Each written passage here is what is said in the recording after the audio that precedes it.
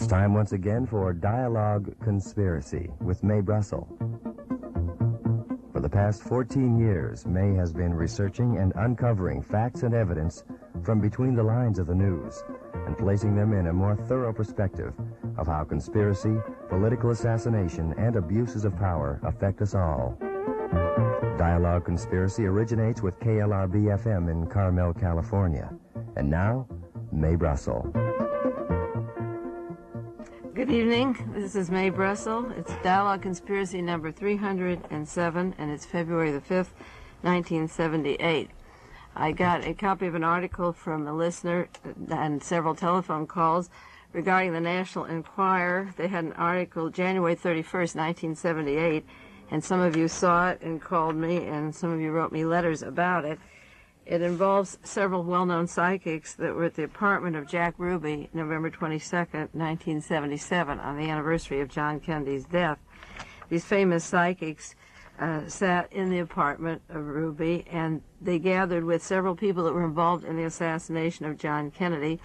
One was James Tague, a gentleman that was hit by a bullet on the curb that ricocheted into his cheek, and the other was Jim Lavelle, the officer, the law enforcement officer, who was handcuffed to Lee Harvey Oswald when Jack Ruby shot Oswald. These famous psychics were sent by National Enquirer to the apartment of Jack Ruby, the former apartment. One is William O'Hara, and the other is Mickey Dahne, D-A-H-N-E. And they were brought to that scene to see if they could get any new light under the mystery of the John Kennedy assassination.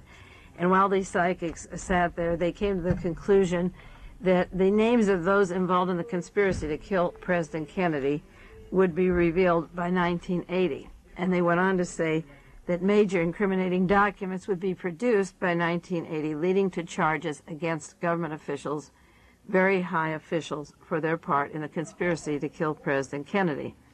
And then continued, a reporter is involved who will be active to getting at the bottom of the plot, and added that maybe Carolyn Kennedy, as a reporter, might be involved in unearthing the story, or her brother, John Kennedy, Jr. The psychics went on to say that the initials M and the initial B are involved in some way in the conspiracy, and that one of the men running for president in 1980 will have intimate knowledge about it. Well, of course, you know, you loyal listeners to Dialogue Conspiracy, that M means May and B means Brussels, and that we are going to have these facts out and documents will be out by 1980. I believe that it's possible to do that if everybody concerned gets their effort into exposing the facts behind this assassination, gets together on it, and spreads the information. We can have this out by 1980. I think that one of the most important documents I own in my file, among many of them, is the efforts of the CIA, or the suggestion that the CIA bring the daughters of Alexander Zeiger to Argentina. Alexander Zeiger worked with Lee Harvey Oswald in the Minsk radio factory, and that's where Marina Oswald met Lee Harvey Oswald, and it was set up to send her to the United States with the assistance of the CIA. There's documents on that, too. But I have a document of Isaac Don Levine asking the Warren Commission and the CIA to bring the daughters to Argentina by way of the CIA. So, and I think that's important, because if they did, in fact, leave Minsk and get there, then the CIA took them there, then the CIA was helping Lee Harvey Oswald's boss in Minsk by sending his daughters to South America. Another document I have that's important, that is common knowledge, and it's actually the minutes of the Warren Commission meetings on the cremation of Lee Harvey Oswald. It isn't a private document. It's available and bound in one book that David Lifton published. And I think if they exhumed the body in Texas and found that, in fact, Lee Harvey Oswald is not buried in that grave in Texas, outside of Fort Worth, then the story of the Warren Commission collusion would be pinpointed to Gerald Ford, a member of the Warren Commission who's still living, on why that body had to be cremated and why they lied about Lee Harvey Oswald. Actually, he did work for the CIA and FBI, and members of the commission knew it. And I believe that the psychics are talking about the man high up in government who knows about the plot. They said that one of them that will be running for president in 1980 will have intimate knowledge about the plot, and that, I believe, is Gerald Ford.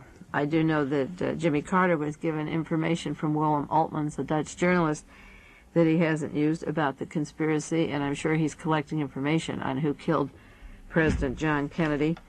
But I think Gerald Ford is that high government official that would be fingered and prosecuted.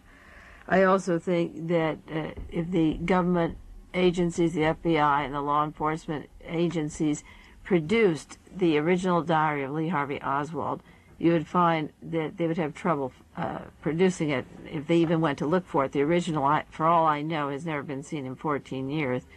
And the leaking of that diary, again, came from Gerald Ford Life magazine. And if that diary were examined in terms of ink and handwriting, and Lee Harvey Oswald hadn't touched it, if it didn't have his fingerprints or any way to identify him to that original diary, then we would know that the FBI and the CIA planted false documents and gave them to the police officers in Dallas months after Lee Harvey Oswald was dead. And this original diary was never seen at his apartment, the rooming house where he lived before the assassination, or at Marina Oswald's residence with Ruth Paine. The original diary was produced after Gerald Ford leaked it and met with members of Life magazine in Washington and in New York. And after that, the story of the diary was in the Dallas Times Herald and Life magazine, but it had never been put in an inventory before. And those are the things that would bring out the real power behind the Kennedy assassination. The CIA documents about Alexander Zeiger, if their daughters were brought from Minsk to Argentina, exhume the body where Lee Harvey Oswald is supposed to be buried, and demand the diary. That's a good start, and I think these things could be done by 1980 if we put our effort into it. There were three good articles this month that came out. Two of them were in one single copy, and I want to mention them before they go off the stand. One is called Detective Magazine, Headquarters Detective, and it was sent to me by a listener of KLRB, and it has to do with an interview with Charles Watson. And I'll go into that at length on a future show, but I want you to get it. If you follow the Manson family and the massacre and think of it in terms of what I said it was, organized crime and the CIA and Sheriff Peter Pitchess and the Los Angeles Police Department working in collusion with this group to bring on a bloody massacre and a series of terrors to hurry a police state and scare the people in the suburbs. If you are interested in that thesis that I've had ever since the time that Sharon Tate was murdered with the people in her home and the LaBiancas were murdered, you get this magazine, then we can refer to it and you can see how much Charles Watson is saying. Right now, Charles Watson is at San Luis Obispo Prison in California. He's a chaplain there. He's very much into Christianity. I mentioned his name a few weeks ago on Dialogue Conspiracy. He gets in and out of every cell or section of the prison. He has special privileges because he's the Christian chaplain at San Luis Obispo. He's been meeting with important people from Mafia and otherwise, and Mafia equals CIA, and he knows he'll be out. Even though he cold-bloodedly murdered 7 people, he is counting the days till he gets out, as against Charles Manson, who's really the fall guy who probably will never get out of prison. Charles Watson was that young, good-looking fellow from Texas that came to California and did the murders and stabbed one person so many times, I think he said 50 times, until his elbow, his hand was inside of the body. He repeatedly just kept stabbing and killed in cold blood. And the person who wrote the story, the interview with him, is an ex-convict who said he never thought he'd see the day where he didn't want anybody out of prison, but that you should read this again because it is obviously a chance to see how Charles Watson knows that he's going to get out of prison. And in spite of the fact that he isn't sorry about those 7 murders and he's very analytical about them, and even proud of them, he will be on the streets again, and he has the support of higher-ups. He always did. He had separate trial from Charles Manson, and he was meeting with Beverly Hills lawyers before the murder, and I'm sure they assured him that if he went this Christian route and kept it clean, he'd be out. And they gave him minimum publicity, and the article warns you about terror all around the country. The article is important for me because I've said that the California terror, the Slasher, the Strangler, the New York Son of Sam, David Berkowitz, the many senseless killings around the country, the San Francisco Zebra murders, and these various rapes, the Zodiac killers, the killing of Dr. Oda and his family up in Santa Cruz, and Edmund Kemper, the series of murders that he did, and Herbert Mullen. I believe that these men were under the control of persons who, like Charles Watson, was under the control. And it wasn't Manson. It was bigger than Manson. And they were involved in some way in these crimes. And these crimes were done for the exact purposes that Charles Watson says they were done for. With his Nazi mentality to bring terror in the streets and to frighten people, bring on this police state. He's very clear about how the murders came down, why they came down. It's in Detective Magazine, March 1978. Then Gallery, I have March, maybe it's February 1978. I have typed a note here as March, but look and see Detective Magazine, the article on Charles Watson. It's on the stands now. Gallery Magazine is on the stands, the February 1978, and it has two very important articles in it that were sent to me. One is called How the CIA is Using Your Mind for Control Experiments. Not in the past tense, how they used you for experiments. It's how they use you now, by Walter Bowart, B-O-W-A-R-T. I mentioned a few months ago that he had a book coming out called Operation Mind Control. It's being published by Dell. If you can get it, it may be on the stands now. I don't have it yet. And in this article in Gallery, he lists 146 kinds of drugs that the CIA is using for mind experiment. And he was the first person I knew who confirmed the information that I had of being able to control minds across whole cities with various radio towers and radio waves to take entire populations. I was given information on this, and he's the first person to confirm the facts on this kind of control of large masses of population. And in Gallery, February 1978, the same issue, there's the second part of a series, I think it's 5 or 6 series, by L. Fletcher Prouty. And the theme of this series is how the Pentagon controls the White House, and that when the White House makes decisions that are inconsistent with Pentagon policy, the Pentagon can go ahead and maneuver and get their wishes done, and the people in the White House just have to push aside. The first article that Fletcher Prouty wrote, which was excellent, was on the U-2 and how President Eisenhower wanted peace and détente with the Soviet Union. That was his goal and dream after World War I, and how the Pentagon flew the U-2 and downed it to end the peace talks and were successful. This article now has to do with the Bay of Pigs invasion and how John Kennedy was betrayed and set up for assassination by the anti-Castro Cubans, and how the Pentagon planned that invasion and then pulled it back and allowed Castro to live and made Kennedy the fall guy.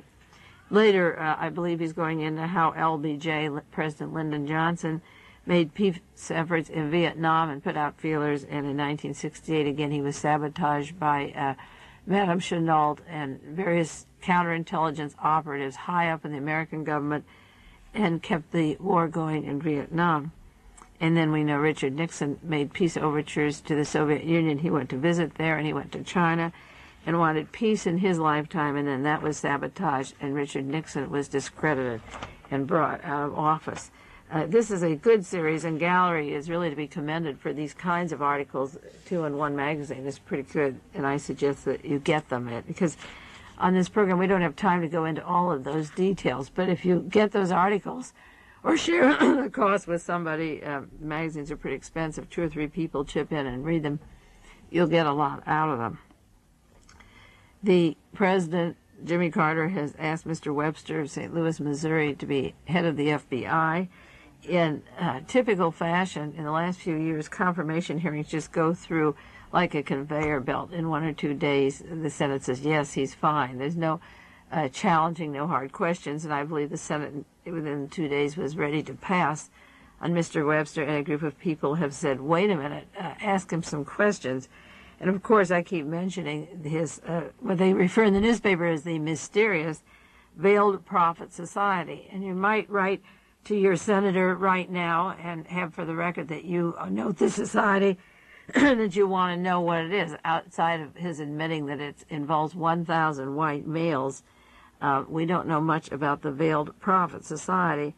But at a time in American history where so many comparisons are being made to Nazi Germany and the kind of secret societies that Adolf Hitler had that helped bring him into power, it would behoove us to get some information about this kind of society and see what it is. There were many occult societies around Adolf Hitler, centered around secret, esoteric, mystical doctrines, and his National Socialism was based on what they call the opium for the masses. It's interesting to know how many secret societies there were and how many there are. We've never been asking these questions in the United States, similar to this veiled prophet society. In Germany, there was that Thule Society, I believe I've mentioned on this program.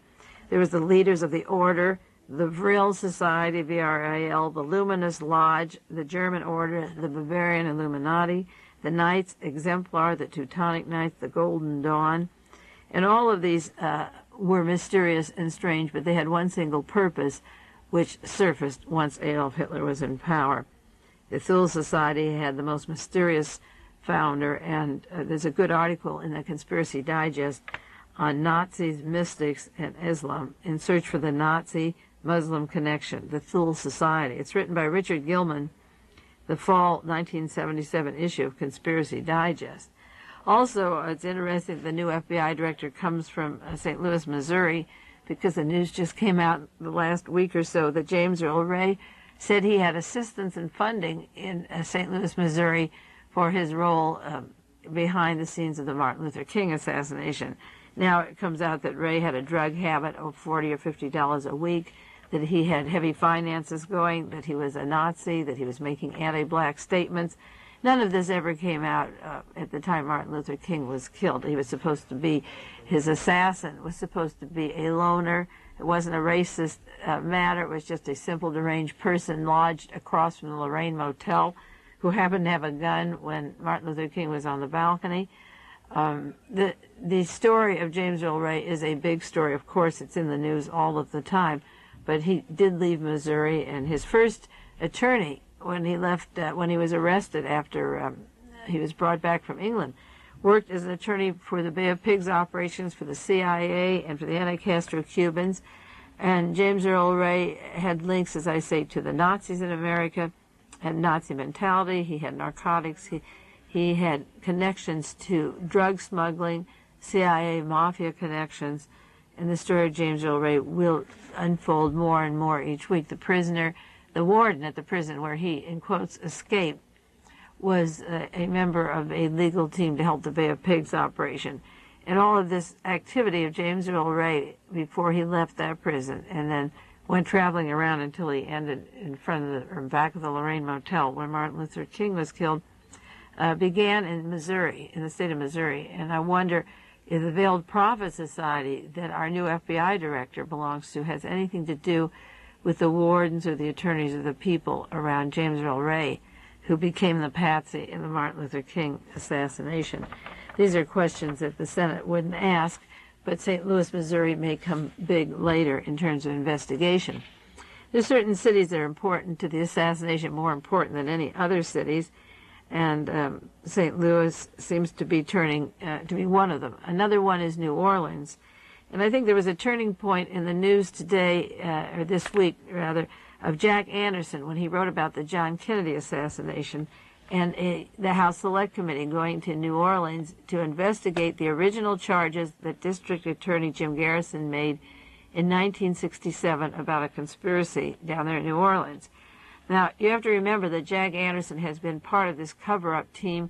He has covered the Kennedy assassination, or John Kennedy, Robert Kennedy, Martin Luther King, as a closed matter that there's been a lone assassin and anybody who did research was deranged or off their rocker. Now, privately, Jack Anderson knows better.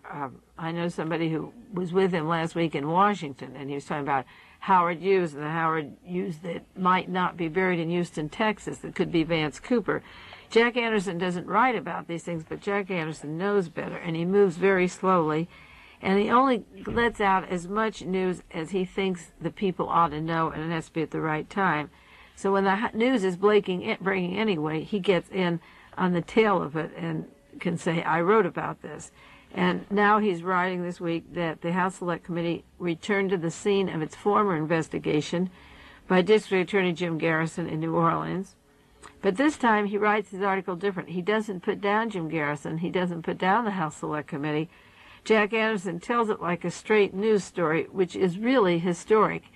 in terms of the assassinations and the major news media, that Jack Anderson can just carry a story objectively that the committee is down there without this ha-ha, or he'll find a bunch of nuts, or they're on a goose chase. In other words, I can't stress the importance of his just carrying it as a fact that the House Select Committee has gone down there. And they have interviewed Carlos Marcella, the mafia boss, under oath, and he's given testimony to the House Select Committee. And he has said that David Ferry, one of the people that Jim Garrison wanted as a witness or would have arrested working with Clay Shaw, was paid by him. Marcello acknowledged that he was paying David Ferry at the time of the Kennedy assassination. The cover story, he said, was that Ferry was working on his immigration case, but of course it was the Kennedys, Attorney General Robert Kennedy, that had him sent out of the country because of some illegal actions on the part of Marcello, and Marcello hated the Kennedy brothers. There's a paragraph in the Jack Anderson article that you might or might not have noticed, and it was this. He said, in talking about the investigation down there in quotes, the controversial Jim Garrison charged that David Ferry was Lee Harvey Oswald's getaway pilot. Ferry had ties to the right-wing militants and was an airplane pilot. Now, the interesting part about that sentence is that he doesn't say the aborted flight of Lee Harvey Oswald. He says that David Ferry was Lee Harvey Oswald's getaway pilot. And getting back to what I said earlier at the beginning of the show, one of the important things in terms of getting this case open by 1980 is to exhume that body in Texas and see if Lee Harvey Oswald is buried there.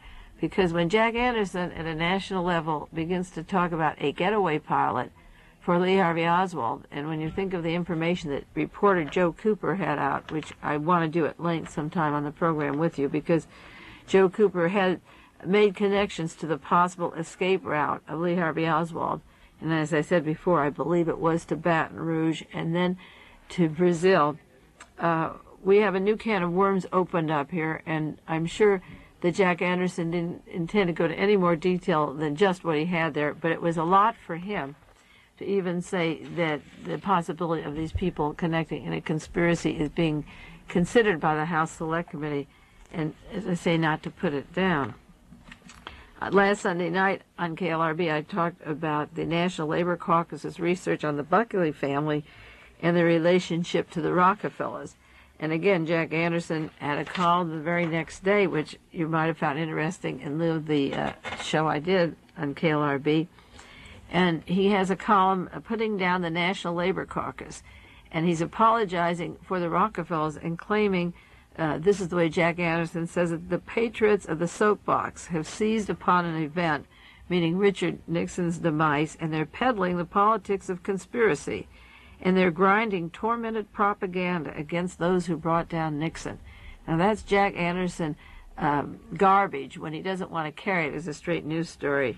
He says the National Labor Caucus is convinced that Nelson Rockefeller and David Rockefeller are leading an international conspiracy to subvert the United States. And he goes on to say that the FBI has a problem because they don't know what to do with these crazies, that they are pushing the FBI to investigate the Rockefellers as being behind treason, what he refers to as treason, and he calls his article one of hate. He suggests that these people are out on a hate rampage to even suggest that the Rockefellers would be behind any conspiracy that equals treason. Jack Anderson doesn't take into consideration the front page news of the same paper he's writing for, that the country is on the verge of bankruptcy, which I have mentioned before, and Sherman Skolnick has been worried about. He's studied the banking situation, and part of our economic problem is the high cost of oil we've been importing. And yet it's Mr. Brzezinski and Mr. Kissinger making deals overseas with the oil magnates for the Rockefeller Empire and the oil interests, the Seven Sisters, that has caused this terrible bankruptcy economically because we're buying this oil at this inflated price. Jack Anderson doesn't bring out the fact that King Faisal in Saudi Arabia wanted to hold the oil prices down a few years ago, and the day after Henry Kissinger, Rockefeller's agent, left Saudi Arabia, Faisal was murdered, and then the price of oil went up, and the Shah of Iran and all the other oil companies made millions of dollars off of us by raising the price of oil. Anderson goes on and says that the FBI is looking into the National Labor Caucus and finds that they are trained in violence and that they have goon squads and military tactics and that they're indoctrinated in violence. But this is the same Jack Anderson that doesn't talk about Watergate defendants and their violence. He doesn't talk about Frank Sturgis, his close confidant, exposing at the time of Watergate just little bit facts about the Watergate Hotel, but not telling about their arsenal of weapons that they had in Miami, or the fact that their arms were loaded in their automobile at the airport, or that they had ordered weapons for riots in Miami.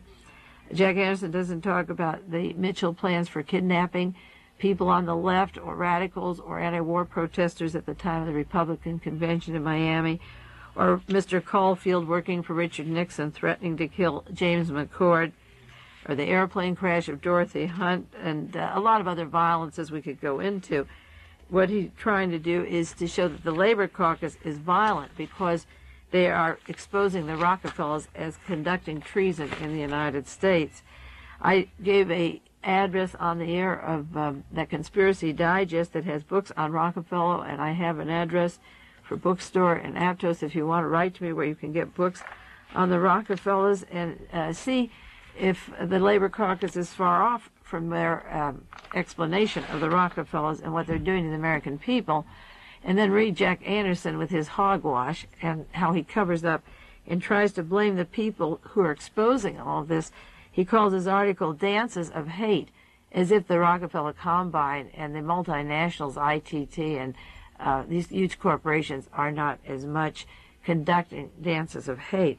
There's some books here that would supply information on the Rockefellers just to back up the Labor Caucus.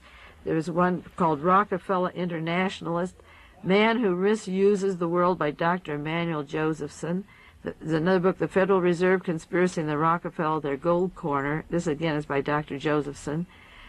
And he wrote a book, The Truth About Rockefeller's Public Enemy Number One, Criminal Psychopaths, The Rockefellers by Dr. Josephson. These three books are available. The Rockefeller File by Gary Allen, Rockefeller's Financial and Political Empire, the Labor Party put that out, Rockefeller Power, America's Chosen Family by Meyer Kutz, A Portrait in Oil by John Winkler, Rockefeller's Follies by William Rogers, David, A Report on a Rockefeller by William Hoffman, John D. Rockefeller Jr. by Raymond Fosdick, The Story of the Rockefeller Foundation by Raymond Fosdick, another book he did. There's some authors that just write about the interests of the Rockefellers. There's other people that have written articles. The Labor Caucus isn't the only group exposing them, and the sole purpose of Dialogue Conspiracy isn't to single into one facet of this multi-level group of conspiracies. But I just want to show the contrast in the way Jack Anderson comes down on a group that's trying to search for answers. And this is what I mentioned last week on Dialogue Conspiracy, that Joe McCarthy was looking for communists, and I don't praise him or what he did, and the Red Scare that he conducted. But when he went into the conspiracy in the United States and came across the far-right Rockefeller Nazi connections while he was looking for communists, that is the time that Joe McCarthy had to be discredited, moved out of office, moved out of Congress, and then he died shortly after. After that point, he was a healthy, happy man. He adopted a small daughter and was trying to look for enemies from the right, from the left, and found them on the right, and then they had to come down against Joe McCarthy. I think that the Anderson article on the Kennedy thing is optimistic. The cover-up on the Rockefellers isn't. But read your papers and see how he interprets the news, because I think it's important. He's a sounding board, and I watch him carefully, and I think you should get used to watching Jack Anderson. Well, our time is up. This is Dialogue Conspiracy, and it's Mae Brussell in Carmel, California. I'll see you next week, next Sunday night. You've been listening to Dialogue Conspiracy with Mae Brussell.